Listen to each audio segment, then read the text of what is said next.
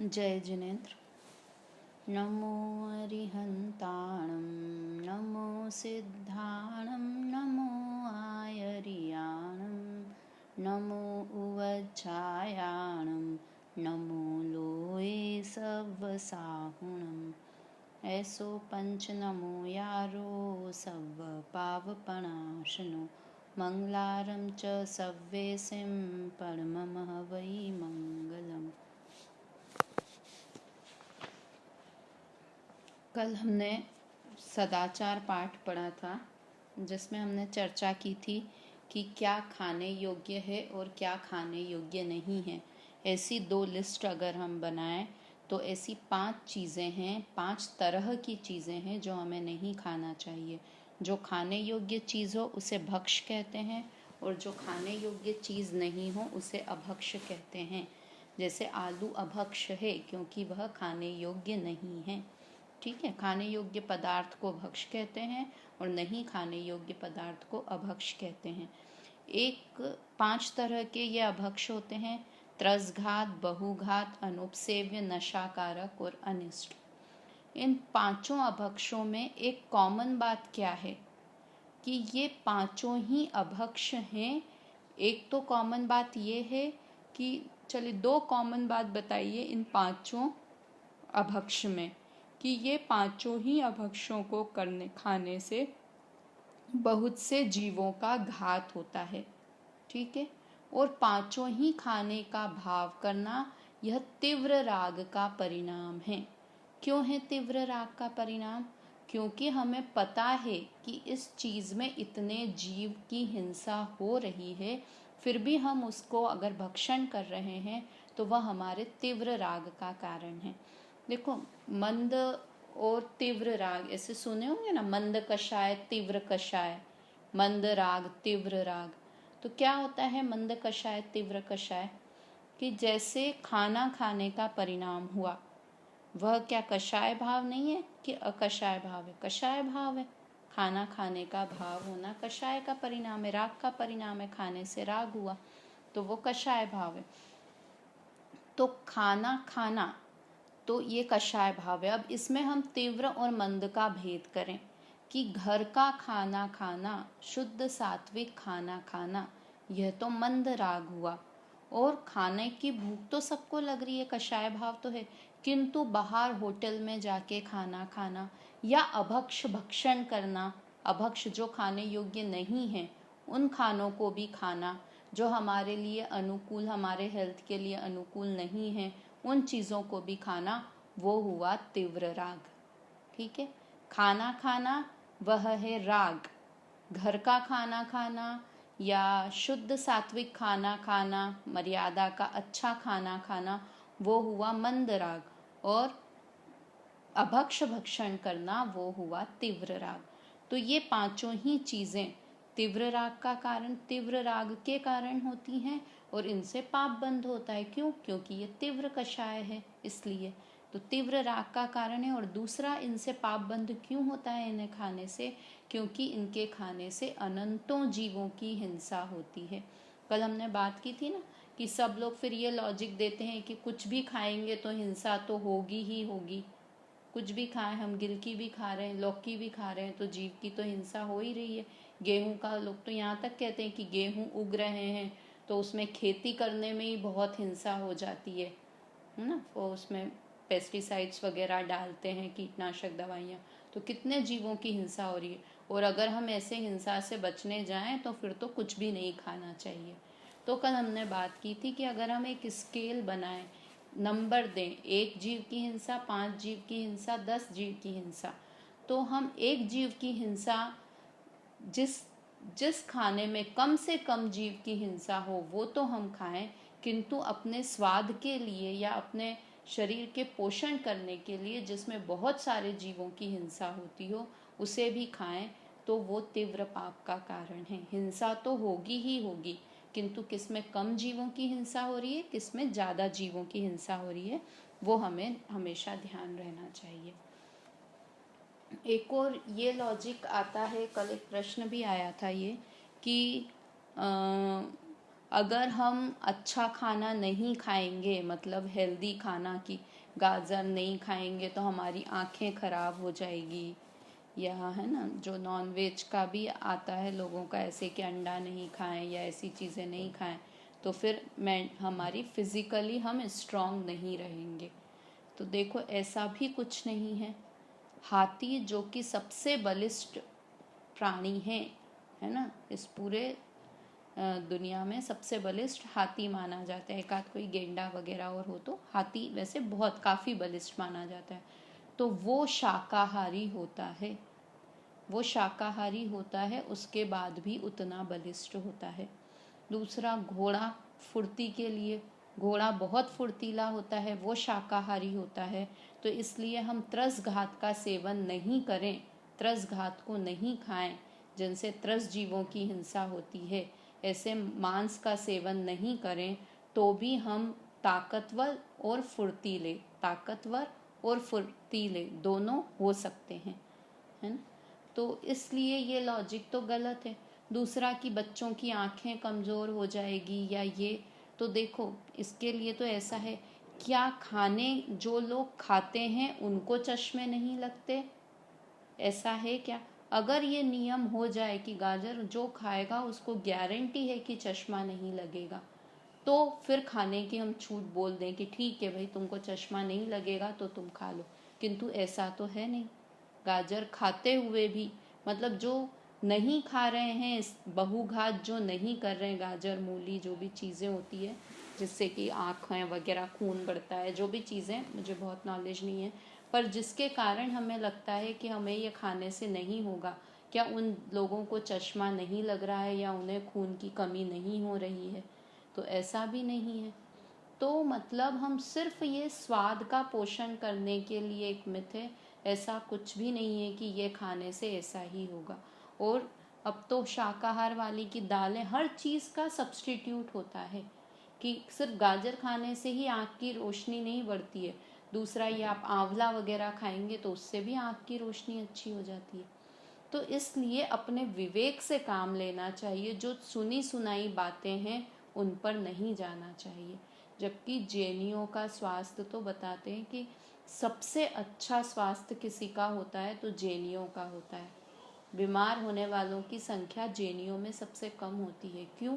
कौन से जैनियों में? नामधारी जैनी की बात नहीं है, जिन आज्ञा को मानने वाले जैनी की बात है, कि जो जिनेंद्र भगवान का जैसा रूटीन बनाया हुआ है ना, कि सुबह सूर्योदय से पहले उठ जाएं, नाश्ता टाइम पे 7 बजे 8 बजे करें, सुबह का खाना 11 बजे, शाम का खाना 5-6 बजे, अगर उस हिसाब से चलें और जो खानी चाहिए, जो जो भक्षण करने योग्य चीज़ें हैं, तो बहुत सारी बीमारियों से हम वैसे ही बच जाएं।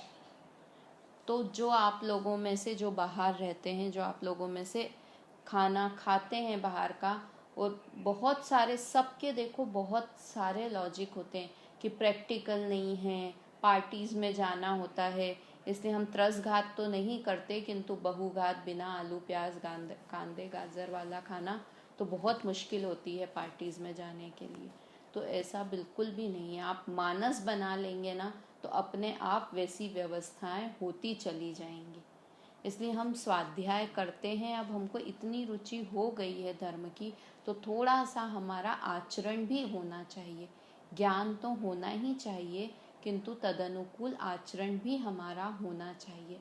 मतलब ये जो अपन जैन होने की बात की थी ना, कि जैन कौन है? जो जिन आज्ञा को माने। तो ये 5 अभक्ष का भक्षण मत करो, ये जिन आज्ञा ही है। तो हम अगर सच्चे जैनी हैं तो हमें इस जिन आज्ञा का पालन करना चाहिए। दूसरा, जो करता हो उसकी अनुमोदना बहुत अच्छे से करना चाहिए, है ना, कि जो लोग इस चीज़ को फॉलो कर रहे हैं, त्रसघात बहुघात नहीं कर रहे हैं, खा रहे हैं।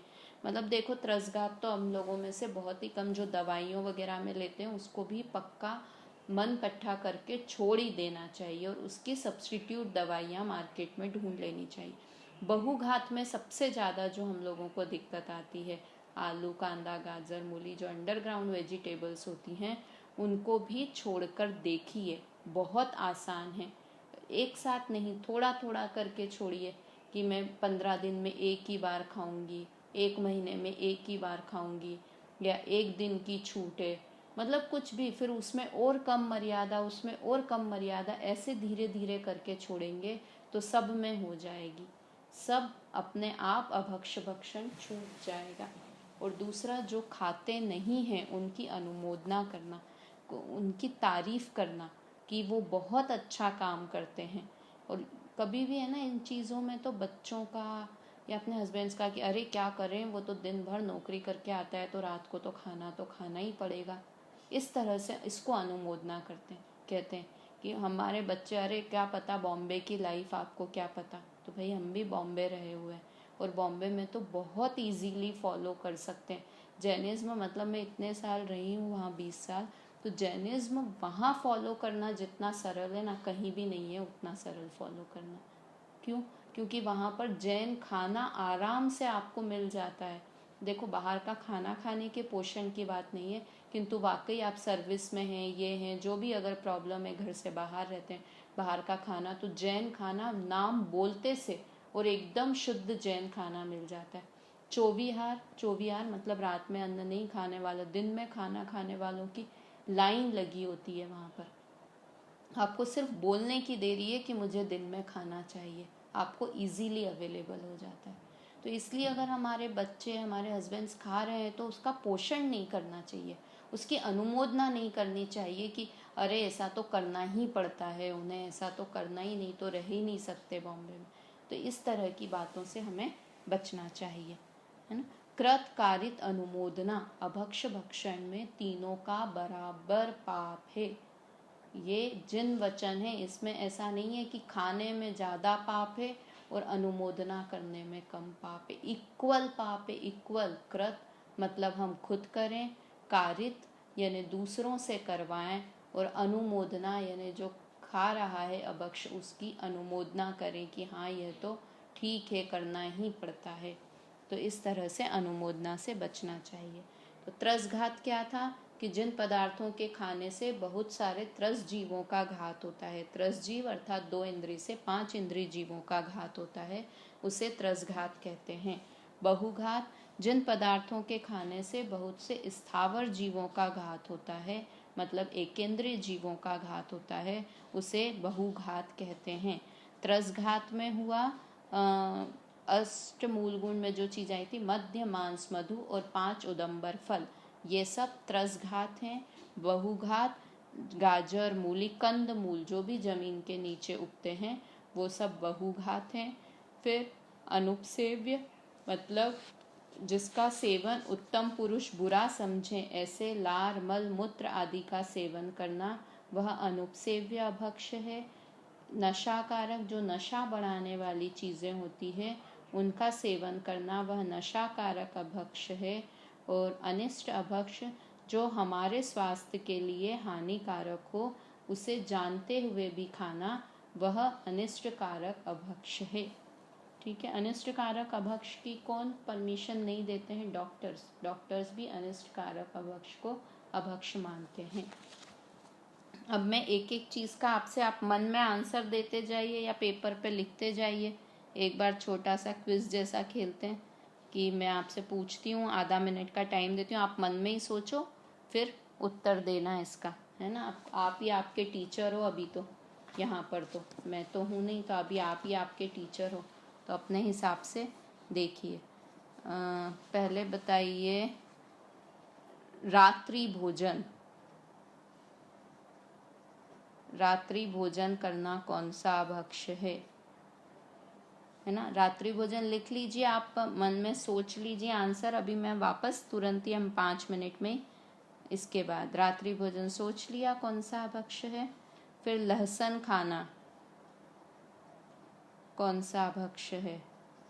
फिर उसके बाद शहद खाना कौन सा अभक्ष है।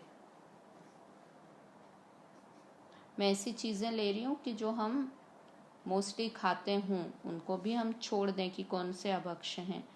अगर किसी को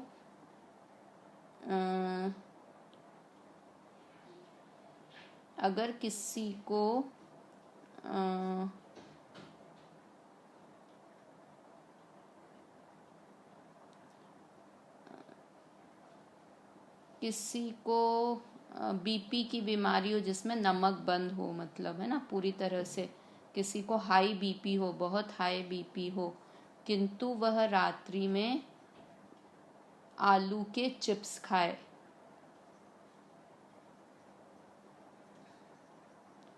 तो कौन सा अभक्ष हुआ,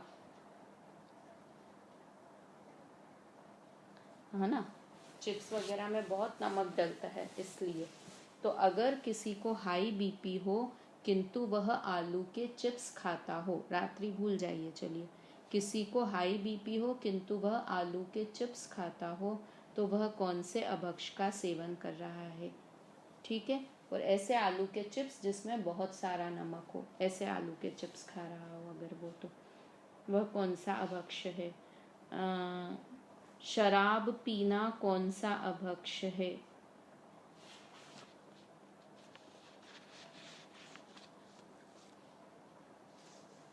है ना।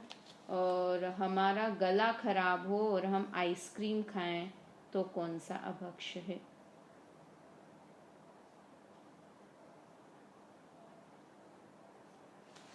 करें, पांचों छह लिखिए, लिख लिए।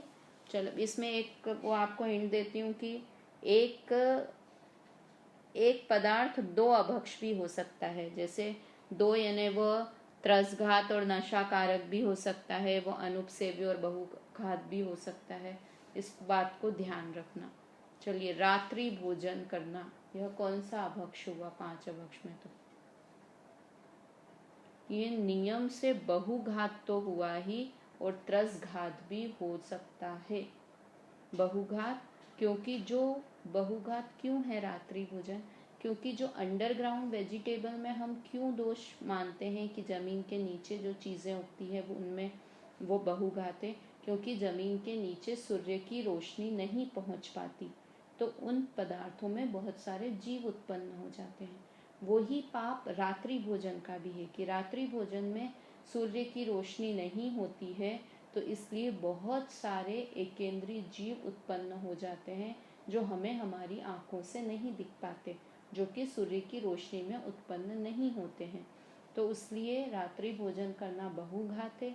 और त्रसघात भी क्यों हुआ, क्योंकि हो सकता है कि खाना बनाने में करने में क्योंकि लाइट जलानी पड़ेगी, तो उसके अंदर जो मच्छर वगैरह हो जाते हैं, तो वो 2 इंद्री 3 इंद्री जीव होंगे, एक इंद्री जीव तो नहीं हुआ मच्छर, है ना।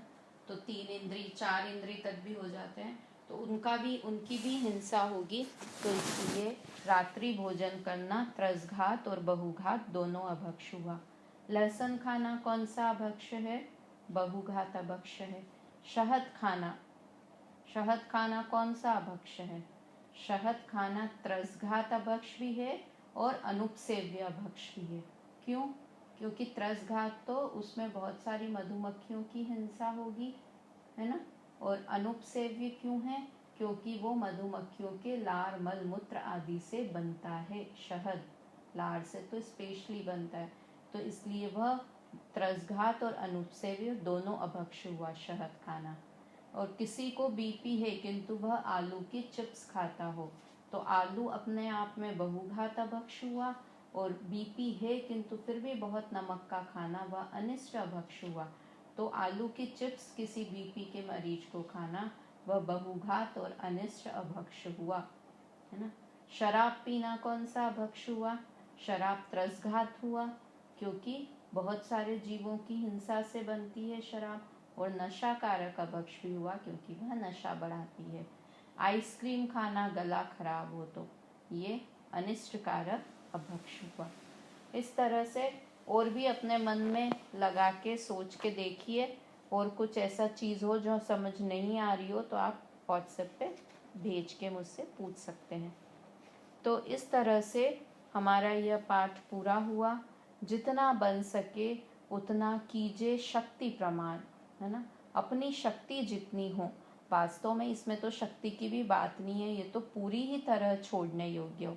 शक्ति की बात तो वहाँ आई कि हम उपवास कर लें, एकाशना कर लें, उसमें शक्ति की बात है। यहाँ तो पूरा का पूरा ये 5 चीज़ें जो बताई, ये 5 तरह की चीज़ें, ये तो पूरी तरह छोड़ने योग्य है। इसमें कोई 5% 10% के अरे ये चौथे काल की बात है, आजकल प्रैक्टिकल नहीं है। तो ऐसा बिल्कुल नहीं है। आचार्य ने ऐसी ही बात लिखी है कि जो प्रैक्टिकली हम फॉलो कर सकें, ऐसी ही बात लिखी है। देखो, आप 2-4 बार आप बंद करेंगे ना, तो अगर आप जेंट्स हैं तो आपको देख के आपकी वाइफ बंद कर देंगी, वाइफ हैं तो आपको देख के आपके हस्बैंड बंद कर देंगे, और हस्बैंड वाइफ दोनों बंद कर देंगे, तो बच्चों में भी कहीं तो गुंजाइश है कि वो कभी आगे चल के छोड़ दें। देखो, मैं एक प्रैक्टिकल बात बताऊं, मतलब अभी ये कोरोना की कारण की बताती हूँ कि आजकल क्या है, अब हम मेरे भी बच्चों को आदत हो गई कि रात में लेट तक जाना, जागना और सुबह लेट तक सोना। तो अपन अब बच्चों से बराबरी करने के लिए कि अब खेलो, अब अभी तो छुट्टियां हैं मम्मी, आप भी खेलो, हमारे साथ खेलो, तो खेलने बैठते हैं तो रात को 12-1 बज जाती है सोने में। तो उनके साथ साथ हम भी देर से सोने लगे और देर से उठने लगे। तो वो बच्चों ने तो क्या किया, जो 1 बजे सोते थे 12-1 बजे तक खेल रहे हैं, उसके बाद फिर मोबाइल पे खेलने लगे, मोबाइल पे दोस्तों से चैटिंग करने लगे। उन्होंने 2 बजाना 3 बजाना शुरू कर दिया और सुबह उठ रहे हैं 11-11 बजे। तो हमने बच्चों के हिसाब से अपने आप को चेंज करा कि भाई आज की जनरेशन के हिसाब से अपने को चेंज होना पड़ेगा, बच्चे तो चेंज। तो उसमें क्या हुआ कि वो पहले जो 9 बजे उठ रहे थे 10 बजे उठने लग गए, 11 बजे उठने लग गए। फिर हम लोगों ने डिसाइड किया नहीं, अब अपने आप को तो जैसे हम हैं वैसे ही रहें, बच्चों को चेंज होना हो तो हमारे हिसाब से हो। क्योंकि सही कौन है उन दोनों में? सही बात क्या है कि जल्दी सोना और जल्दी उठना। कई चीज़ों में जो नई टेक्नोलॉजी वगैरह हुई, उनमें तो जनरेशन के हिसाब से अपने आप को चेंज करना चाहिए कि मोबाइल में ऐप आ रहे हैं तो आप इसको यूज़ करो, टेक्नोलॉजी में अपने आप को अपडेट रखो। किंतु बुरी चीज़ें ग्रहण करने में अपने आप को अपडेट रखने की ज़रूरत नहीं है ना। तो हमने लेट सोना शुरू किया तो उन्होंने और लेट सोना और लेट उठना शुरू कर दिया। फिर हमने अपने आप को चेंज करा कि नहीं भाई, हम तो जैसे थे वैसे ही रहेंगे, 10-11 बजे सोएंगे और सुबह अपना जितनी बजे उठते हैं 5 बजे 6 बजे 7 बजे उतनी बजे उठेंगे। 1-2 दिन बच्चों ने जिद्दी भी करी, खेलो करो, नहीं भाई सुबह जल्दी उठे थे इसलिए नींद आने लगी है, तो अब तो 11 बजे सोना ही पड़े। तो उनको कि अब मम्मी पापा के साथ खेलना है, तो उन्होंने अपना टाइम चेंज किया। क्या किया कि अब वो जो पहले 10-11 बजे खेलना स्टार्ट करते थे कि नहीं भाई मम्मी तो सोने चली जाएंगी, तो अब वो 8 बजे से 9 बजे से, मम्मी चलो 9 बजे प्रवचन हो गए, अभी 9 बजे से आप खेल लो हमारे साथ। तो 9 से 11 सुबह जल्दी उठ गए, हम भी घर के काम हो रहे हैं, आवाज़ें हो रही है, सब हो रही है, तो उनको भी अपने आप उठना पड़ा। मतलब मैं क्या कहना चाह रही हूँ कि बच्चों के जनरेशन के हिसाब से अपने को चेंज होने की ज़रूरत कहाँ है कि टेक्नोलॉजी और अच्छी बातें, बच्चों की मेंटेलिटी आजकल बहुत अच्छी होती है, बहुत अच्छी सोच होती है उन लोगों की कि फालतू किसी की बुराई मत करो। ये बहुत अच्छी आज की, ऐसा नहीं है कि आज की जनरेशन में सभी बुराइयां ही हैं, बहुत अच्छी बातें होती है कि फालतू किसी इधर उधर की गॉसिपिंग मत करो, सब जिसको जो करना है वो करने दो, इंटरफेयर मत करो किसी की बात में, बुराइयां मत करो किसी की, अपने आप को बिजी रखो, बहुत सारी अच्छी बातें हैं उनमें। तो वो चीज़ें हम उनसे सीखें, टेक्नोलॉजी की बातों में अपने आप को अपडेट रखें, वो जनरेशन गैप नहीं आने दें। किंतु जो संस्कार की बातें हैं, खान पान की बातें हैं, अच्छी बातें हैं, उनमें तो उनको हमारे हिसाब से चेंज होना है, हमको उनके हिसाब से चेंज नहीं होना है। अगर हम अपने आप को उनके हिसाब से अपने संस्कार बदल देंगे तो समझिए 2 या 3 जनरेशन में जैन धर्म खत्म ही हो जाएगा। इसलिए हमारी जवाबदारी है कि हम खुद संस्कारित रहें और बच्चों में भी संस्कार दें, है ना। और हम फॉलो करेंगे तो बच्चे अपने आप, अभी नहीं भी कर रहे हैं तो देख के करेंगे। किंतु हम बच्चों के हिसाब से कि अरे मैं पहले तो नहीं खाती थी होटल का, किंतु अब बच्चों के कारण खाना पड़ता है, तो गलत है। आप होटल में खाना बंद कर दोगे तो बच्चे अपने आप खाना बंद कर देंगे, या वो नहीं भी करें, किंतु इस चीज़ में अपने आप को जनरेशन के बराबर करने की ज़रूरत नहीं है। अच्छी बातों में उनके बराबर होइए, बुरी बातों में उनके बराबर जनरेशन गैप ख़त्म करने की कोशिश हम नहीं करें। तो इस तरह से हमारा ये अभक्ष वाला पाठ पूरा हुआ। अब आज से हमको शुरू करना है द्रव्य गुण पर्याय। बहुत ही अच्छा पाठ है ये और बहुत ही समझने वाला पाठ है ये, इसमें हमको 2 दिन 3 दिन भी लगे तो भी हम इस पाठ को बहुत अच्छे से समझेंगे, क्योंकि अब हमारे पास टाइम की तो कमी है नहीं। हमको जो भागों का रिवीजन करना है, अब हमको पता नहीं कितने दिन बाद हम वापस मिलेंगे। तो जब तक चल रही है टेलीग्राम पे क्लास, तब तक तो है ना, यूट्यूब पे टेलीग्राम पे जैसे भी चल रही है, तब तक तो अपने आप को इस हिसाब से हम पढ़ते हैं। सिर्फ पढ़ने के लिए नहीं पढ़ना है, अच्छे तक हमको अच्छे से समझ में आ जाए, इसलिए पढ़ना है। तो द्रव्य, गुण और पर्याय 3 शब्द इसमें आए हैं। बालबोध पाठमाला भाग 3 का 6ठा पाठ है ये द्रव्य, गुण, पर्याय। इसकी शुरुआत ही यहाँ से ऐसे हुई कि छात्र गुरुजी से पूछता है कि गुरुजी आज अखबार देखा था, उसमें आया है कि ऐसे अणुबम बन गए हैं कि अगर लड़ाई छिड़ गई तो पूरे विश्व का नाश हो जाएगा। ऐसा तो अध्यापक बोलते हैं कि नहीं, विश्व का कभी भी नाश नहीं होता, है ना। ये यहाँ से कॉन्वर्जेशन स्टार्ट हुई है इस पाठ की। तो सबसे पहला जो आज हमको खतरा बना हुआ है कि कोरोना ऐसा हो गया, मतलब कितने मैसेजेस आ रहे हैं कोरोना के ऊपर कि ऐसा हो जाएगा कि देश के देश तबाह हो जाएंगे, और ये इतने साल तक चलेगा। डराने के लिए आपको नहीं अपडेट कर रही हूँ, मतलब कितने सारे मैसेजेस आप लोगों के पास भी आ ही रहे होंगे मैसेज कि इतने देश सारे ख़त्म हो जाएंगे और कोई भी कोरोना से बचेगा नहीं, और ये तो सबको कितना भी आप बचा के रखो किंतु सबको हो ही जाएगा, और इतने सालों तक चलेगा, और खाने पीने की कमी हो जाएगी, लूट मार बढ़ जाएगी, मतलब बहुत सारी चीज़ें आ रही हैं। तो एट लास्ट ये आ रहा है कि अगर हम भी मर गए या पूरा देश ख़त्म हो गया, पूरा जयपुर में अगर फैल गया, सब लोग मर गए तो क्या होगा। तो इसका उत्तर यहाँ आया है कि विश्व का कभी भी नाश नहीं होता, किसी बॉम्ब से नहीं होता, किसी वायरस से नहीं होता। क्यों नहीं होता? क्योंकि विश्व किसे कहते हैं, हमको यहाँ 4 परिभाषाएं पढ़नी हैं। पहला विश्व, द्रव्य, गुण और पर्याय। ठीक है, ये सब ऐसी सत्ताएं हैं बड़े से छोटी। सबसे बड़ा विश्व, विश्व से छोटा द्रव्य, द्रव्य विश्व के अंदर, चलो छोटे के अलावा ऐसे देखते हैं, विश्व, विश्व में द्रव्य, द्रव्य में गुण और गुणों की पर्याय। 4 चीजें समझनी है। क्या? सबसे बड़ा विश्व, विश्व में क्या होते हैं? द्रव्य, द्रव्यों में क्या होते हैं? गुण, गुणों की क्या होती हैं? पर्याय। इतना सरल है, बस ये 4 चीजें उंगली पे याद कर लीजिए। सबसे बड़ा विश्व, विश्व के अंदर होते हैं द्रव्य, द्रव्यों के अंदर होते हैं गुण, और गुणों में होती हैं पर्यायें।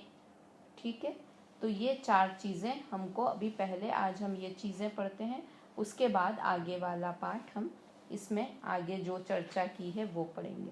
तो विश्व किसे कहते हैं, इसके पहले पाठ में भी हम पढ़ के आए हैं कि विश्व किसे कहते हैं। 6 प्रकार के द्रव्य के समूह को विश्व कहते हैं। 6 द्रव्य के समूह को नहीं, 6 जाति के या 6 प्रकार के द्रव्य जहाँ पाए जाते हैं उसे विश्व कहते हैं। तो ये पूरा विश्व, या हम इंडिया की बात करें तो इंडिया में कितने तरह के पदार्थ पाए जाते हैं कि 6 प्रकार के पदार्थ पाए जाते हैं। और कौन कौन से हैं वो 6 प्रकार के पदार्थ या 6 द्रव्य बोले? जीव, पुद्गल, धर्म, अधर्म, आकाश और काल, यह 6 प्रकार के द्रव्य पाए जाते हैं। जहाँ पाए जाते हैं उसे विश्व कहते हैं। और विश्व में संख्या अपेक्षा से कितने? ये 6 तो जातियां हैं, और एक जाति के कितने पदार्थ हैं कि एक जाति का, जीव जाति का पदार्थ अनंत है। पुद्गल जाति के पदार्थ कितने हैं? अनंत अनंत हैं। धर्म जाति का पदार्थ इस विश्व में कितना है? एक है। अधर्म नाम का पदार्थ इस दुनिया में कितना है? एक है। आकाश नाम का पदार्थ इस दुनिया में कितना है? एक है। और काल नाम के पदार्थ इस दुनिया में कितने हैं कि असंख्यात हैं। इस तरह की ये संख्या है। तो पूरे विश्व में कितने जीव और पुद्गल हैं? देखो, धर्म, अधर्म, आकाश, काल की तो हम बहुत बात ही नहीं करते हैं, क्योंकि वे तो जड़वत हैं, न दिखाई देते हैं, न वो निष्क्रिय तत्व हैं, कुछ करते धरते भी नहीं है, क्रियावान भी नहीं है। जीव और पुद्गल क्रियावान है ना, हिलते फिरते दिखते हैं, और पुद्गल दिखाई भी देता है। तो इसलिए इन दो द्रव्य की 4 द्रव्य तो हैं, वैसे ही हमको उनकी चिंता भी नहीं होती है कि धर्म द्रव्य नष्ट हो गया तो अधर्म द्रव्य नष्ट हो गया, काल द्रव्य नष्ट हो गया, तो ऐसे हमको चिंता भी नहीं। तो हम इन 4 की बात नहीं करते, हम 2 की बात करते हैं। है तो पूरे 6 द्रव्य, 6 प्रकार के द्रव्य, किंतु जो 2 द्रव्य हैं जीव और पुद्गल, उनका भी कभी भी नाश नहीं होगा इस विश्व में, है ना। और कितने हैं जीव और पुद्गल इस विश्व में? अनंत जीव हैं और अनंत पुद्गल हैं। ठीक है, ये बात हुई। तो इसे विश्व कहते हैं। फिर द्रव्य किसे कहते हैं? कि द्रव्य अर्थात वस्तु, वस्तु किसे कहते हैं? जिसमें बहुत सारे गुण पाए जाते हों, है ना। देखो कई बार ऐसा शब्द आता है गुण भरे हुए हैं, तो भरे हुए तो कैसा होता है कि कोई पानी का टब खाली था और उसमें फिर पानी भर दिया, तो इसलिए भरे हुए शब्द ठीक नहीं है। जिसमें बहुत सारे गुण होते हैं उसे द्रव्य कहते हैं। गुण भरे हुए होते हैं ये गलत हो जाएगा। क्यों भरे हुए? क्योंकि पहले तो द्रव्य खाली था, पहले तो आत्मा खाली था, फिर आत्मा में गुण ज्ञान डाल दिया, आत्मा में दर्शन डाल दिया, आत्मा में सुख डाल दिया, आत्मा में वीर्य गुण डाल दिया। ऐसा नहीं होता। जैसे कि नींबू के लिए मानो, अब मेरा तो नींबू तो फेवरेट ही हो गया है आजकल। शक्कर के लिए मान लो कि शक्कर पहले तो एक खाली सा ऐसा फुद्दू सा कुछ था पदार्थ, फिर उसमें किसी ने मिठास डाल दी, उसमें किसी ने सफ़ेदी डाल दी, उसमें किसी ने आकार डाल दिया, तो वो शक्कर नाम का द्रव्य बन गया। ऐसा है नहीं। तो इसलिए द्रव्य में गुण भरे हुए नहीं है, द्रव्य गुणों से ही बना हुआ है। अगर गुण हटा दें तो वास्तव में कोई द्रव्य नाम की चीज़ ही नहीं है। अगर शक्कर में से मिठास निकाल दें या सफ़ेदी निकाल दें या उसका आकार हटा दें, तो वो पूरा का पूरा शक्कर नाम की चीज़ ही खत्म हो गई, है ना। तो गुण भरे हुए नहीं है, द्रव्य वास्तव में गुणों का समुदाय है, अर्थात द्रव्य गुणों से ही बना हुआ है ना। में द्रव्य की परिभाषा हमारे दिमाग में सिर्फ परिभाषा के रूप में नहीं ध्यान रहे, हमको उसका अर्थ अच्छे से समझ में आ जाए कि द्रव्य क्या है, कि वो गुणों का समुदाय है, बहुत सारे गुणों से ही बना हुआ है। ठीक है, 2 चीज़ें हो गई। विश्व, 6 प्रकार के द्रव्य जहाँ पाए जाते हैं उसे विश्व कहते हैं, और द्रव्य किसे कहते हैं? गुणों के समुदाय को द्रव्य कहते हैं। ठीक है, ये दूसरा हो गया विश्व, फिर द्रव्य। फिर तीसरा शब्द है गुण। गुण किसे कहते हैं? जो द्रव्य के संपूर्ण भाग में और उसकी संपूर्ण अवस्थाओं में रहता है उसे गुण कहते हैं। देखो क्या 2 चीज़ें, जो द्रव्य के मतलब अगर अभी हम शक्कर की बात करें तो जो शक्कर के संपूर्ण भागों में यानी शक्कर तो एक द्रव्य है, तो जो शक्कर के, हम मीठे की बात करें कि शक्कर में मीठा नाम का गुण है, तो मीठा नाम का गुण शक्कर के संपूर्ण भाग में, शक्कर का दाना बड़ा हो छोटा हो, जो संपूर्ण भाग में शक्कर के और उसकी संपूर्ण अवस्थाओं में, मतलब शक्कर किसी भी हालत में रहे, चूरे के रूप में रहे या चाशनी के रूप में रहे, किंतु उसमें मिठास नाम का गुण हमेशा रहेगा ही रहेगा। तो इसलिए क्या हुआ? मीठा उसका गुण हुआ। क्यों हुआ गुण? क्योंकि वह शक्कर के साथ हमेशा रहता है और हर अवस्था में रहता है। ठीक है, हर अवस्था यानी हमने एरिया की बात की, और हमेशा और हर अवस्था में रहता है मतलब हमने टाइम की बात की। इसको और थोड़ा सा देखते हैं कि जो द्रव्य के संपूर्ण भागों में, भाग को यहाँ पर लिखा है प्रदेश, प्रदेश मतलब एरिया, संपूर्ण एरिया में। अब प्रदेश एक नया शब्द है, उसकी भी परिभाषा हम देख लेते हैं। प्रदेश क्या होता है? नापने का साधन। जैसे हम दूध को किस में नापते हैं? लीटर में नापते हैं। कपड़े को किस में नापते हैं? मीटर में नापते हैं। कपड़ा थोड़ी बोलते हैं 1 लीटर कपड़ा दे दीजिए। दूध नहीं बोलते कि 1 मीटर दूध दे दीजिए। सब्जी को नापना है तो क्या किलो में नापेंगे? 1 किलो सब्जी दे दीजिए, 1 लीटर सब्जी दे दीजिए, नहीं। तो नाप का साधन होते हैं, जैसे मीटर हुआ, किलोमीटर हुआ, लीटर हुआ, ये सब नाप करने के साधन हुए, है ना। तो वैसे ही हमको द्रव्य का नाप करना है। क्यों नाप करना है? क्योंकि द्रव्य भी एक वस्तु है। वस्तु है तो उसका कोई ना कोई नाप, उसका कुछ ना कुछ साइज अवश्य होगा। तो ऐसे ही द्रव्यों का साइज कितना है? तो बोलता है जितने प्रदेशी हैं, प्रदेश उनका मेजरिंग टेप है। द्रव्य को नापने की मेजरिंग टेप क्या है? प्रदेश। तो प्रदेश कितना बड़ा होता है? कितना, जैसे मैंने बोला ये बुक है मेरे हाथ में, जिनवाणी, ये 100 प्रदेशी है, मतलब 100 प्रदेशों से मिलकर बनी हुई है। ठीक है। तो अब प्रदेश किसे कहते हैं?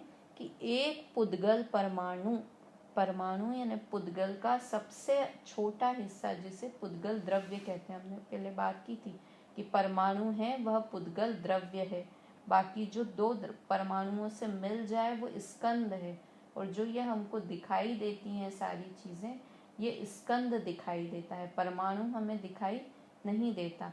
तो स्कंद मतलब 2, 3, 4, 6, 10 परमाणुओं से मिलकर जो चीज़ बनती है उसको स्कंद कहते हैं। वो ही हमारी आँख से दिखाई देता है, परमाणु तो आँख से दिखाई भी नहीं देते। तो जो द्रव्य के संपूर्ण भाग में, संपूर्ण प्रदेश, सॉरी हम प्रदेश की बात कर रहे थे, तो प्रदेश क्या हुआ कि जो पुद्गल का सबसे छोटा परमाणु जिसका हिस्सा नहीं हो सके उसे ही परमाणु कहते हैं। कि परमाणु आकाश का जितना स्थान रोकता है, आकाश द्रव्य पूरी जगह है, किंतु वो छोटा सा हिस्सा पुद्गल का परमाणु जिसका दूसरा हिस्सा भी नहीं हो सके, वो जितने स्थान को रोकता है ना, जितने आकाश को, उसको हम एक प्रदेश बोलते हैं। हो गया। अपने मन में विचार करके देखिए क्या हो गया। वास्तव में वो परमाणु तो हमारे ज्ञान में पकड़ में ही नहीं आएगा, किंतु हम इमेजिन तो कर सकते हैं ना कि एक छोटा सा छोटा पुद्गल का हिस्सा है, परमाणु है, और वो जितना आकाश का स्थान रोक रहा है वो एक प्रदेश हुआ। तो अब अगर जैसे मैंने पूछा कि ये पेंसिल कितने प्रदेशी है, मतलब मैं पूछ रही हूँ कि पेंसिल का आकार कितना बड़ा है, तो उन्होंने बोला कि ये पेंसिल के अंदर अनंत परमाणु हैं, क्योंकि परमाणु तो बहुत, तो इतने बारीक बारीक बारीक बारीक छोटे छोटे पुद्गल के परमाणुओं से मिलकर यह पेंसिल बनी है। तो यह पेंसिल कितने हो गई? असंख्यात परमाणु हो गई, या संख्यात परमाणु, संख्यात प्रदेशी हो गई, या अनंत प्रदेशी हो गई, या असंख्यात प्रदेशी हो गई। ठीक है। तो ऐसे ही तो गुण किसे कहते हैं? कि जो द्रव्य के संपूर्ण प्रदेशों में, प्रदेश में मतलब हम उसके साइज की बात कर रहे हैं, एरिया की बात कर रहे हैं, कि गुण वो हुए कि जो किसी द्रव्य में संपूर्ण भाग में, द्रव्य के संपूर्ण भाग में और उसकी संपूर्ण अवस्थाओं में, अवस्था होती है पर्याय, पर्याय कैसे होती है हम आगे बात करेंगे। संपूर्ण अवस्था में मतलब हर कभी, कभी भी, आज भी, कल भी और अनंत समय के बाद भी, हर हालत में, हमेशा जो रहती है उसे गुण कहते हैं। ठीक है। जो द्रव्य के संपूर्ण भाग में और उसकी संपूर्ण अवस्थाओं में रहता है उसे गुण कहते हैं। 3 चीज़ें हो गई। सबसे बड़ी सत्ता विश्व, विश्व में क्या हुआ? 6 प्रकार के द्रव्य पाए जाते हैं।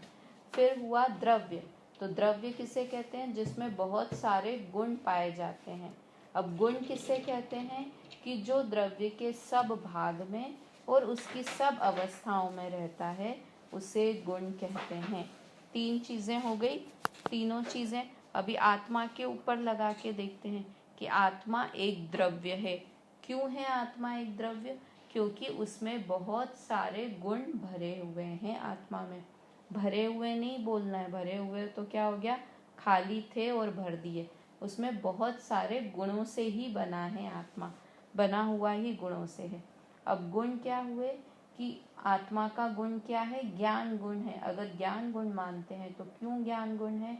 क्योंकि ज्ञान आत्मा के संपूर्ण भाग में, अभी मेरी आत्मा कितनी बड़ी है, इस शरीर के आकार की, तो मुझे कोई पैर पे कुछ चुभाएगा तो मुझे अनुभव होगा कि नहीं होगा? होगा। कई लोग क्या मानते हैं कि आत्मा कहाँ, जैसे हम आत्मा शब्द बोलते हैं ना, मैं आत्मा हूँ, तो हमारा यहाँ हार्ट पे हाथ जाता है कि जहाँ पर हार्ट है उस जगह पर ऐसा एक वाइट कलर का आत्मा बना होगा, ऐसी इमेजिन होता है। किंतु ऐसा नहीं है, आत्मा तो पूरे शरीर में व्याप्त है। जहाँ जहाँ शरीर है ना, वहाँ पूरा फैला हुआ है आत्मा, क्योंकि आत्मा की क्वालिटी है कि वो जिस शरीर में जाता है उसके शेप का हो जाता है। जैसे हवा होती है कि नहीं, हवा जिसमें डालेंगे, गुब्बारे में डालेंगे तो गुब्बारे के आकार की हो जाएगी, गैस के सिलेंडर में डालेंगे तो सिलेंडर के आकार की हो जाएगी। तो वैसे ही आत्मा आकार की, तो आत्मा के संपूर्ण भागों में, तो मुझे अभी ज्ञान पैरों की उंगलियों में भी है और सर में भी है, हाथ में भी है, पैर में भी है, पेट में भी है, मतलब संपूर्ण जगह जहाँ जहाँ आत्मा है वहाँ वहाँ मुझे ज्ञान होगा। मेरे कोई पैर पे मारे तो भी मुझे ज्ञान होगा, और मुझे कुछ सर पे कोई मारे तो भी मुझे उस मार का ज्ञान होगा। तो ज्ञान आत्मा के संपूर्ण भागों में और मेरी संपूर्ण अवस्थाओं में। मैं जब जन्म हुआ ही था, मेरा 1 दिन की थी, तब भी मुझे ज्ञान था, है ना। और मैं जब बुढ़ी हो जाऊंगी, 80 साल की हो जाऊंगी, तब भी मुझे ज्ञान होगा। तो इसलिए ज्ञान मेरा गुण है। अगर हम क्रोध को आत्मा का गुण बोलें तो क्या गलती होगी? क्योंकि क्रोध हमेशा हर अवस्था में नहीं रहता है। कोई बहुत गुस्सेल आदमी हो ना, बहुत गुस्सा करता हो, वो भी हमेशा 24 घंटे गुस्सा नहीं कर सकता। 24 घंटा और अपनी पूरी लाइफ टाइम वो चेंज होता ही रहेगा। ऐसे ही चारों कषाय, क्रोध मानो, मान मानो, मायाचारी मानो, लोभ मानो, कोई भी परिणाम इस तरह का विभाव हमेशा नहीं रहता, किंतु ज्ञान मेरे साथ हमेशा रहता है, इसलिए ज्ञान मेरा गुण हुआ। कोई भी चीज़ अगर टेम्परेरी किसी ने शक्कर को कलर कर दिया है ना, तो वो क्या है, टेम्पररी है, उसको हम धो देंगे तो वो वापस से कलर निकल जाएगा। तो गुण तो वो होता है कि जो हमेशा उसके साथ रहे, उसका साथ कभी भी नहीं छोड़े, उस द्रव्य का साथ वो गुण कभी भी नहीं छोड़े। तो ऐसे ज्ञान आदि मेरे गुण हैं। ज्ञान हुआ, सुख हुआ, वीर्य हुआ, मेरा नाश नहीं होना, अस्तित्व गुण हुआ, ये सब मेरे साथ, मेरी आत्मा के साथ, मेरे साथ हमेशा रहते हैं, इसलिए ये मेरे गुण हैं। इसलिए गुस्सा करना, उपवास करना, पूजा करना, स्वाध्याय का भाव होना, ये सब भाव टेम्पररी हैं, आते हैं और चले जाते हैं। तो ये गुण नहीं हुए, क्योंकि गुण तो हर भाग में और हर अवस्था में हमेशा मेरे साथ रहता है। तो ये द्रव्य और गुण की बात हुई। अब पर्याय की बात, एक्चुअली समय हो गया है, पर्याय की बात हम अगली क्लास में करेंगे। आज 3 चीज़ें याद रखनी हैं, विश्व, द्रव्य और गुण। 3 चीज़ें, विश्व के अंदर द्रव्य, द्रव्य में गुण और गुणों में पर्याय। ये 4 चीज़ों का ऐसे लाइन याद रखिएगा। चलिए, अभी समय हुआ। जय जिनेंद्र।